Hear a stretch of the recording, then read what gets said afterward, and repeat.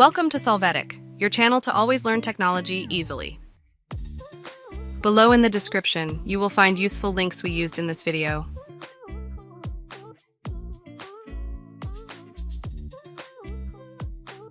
Today in Solvetic, we will see how to write TH in Word.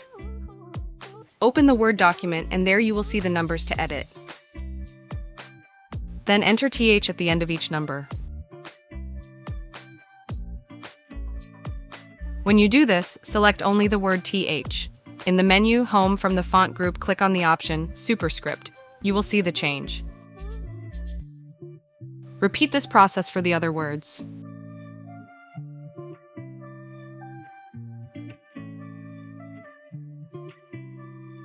Hey, remember to subscribe Solvetic channel.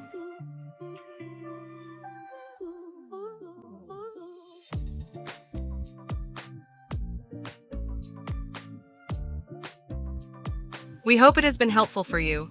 Here are links to watch more videos of your interest and subscribe to the Solvetic channel. Thank you.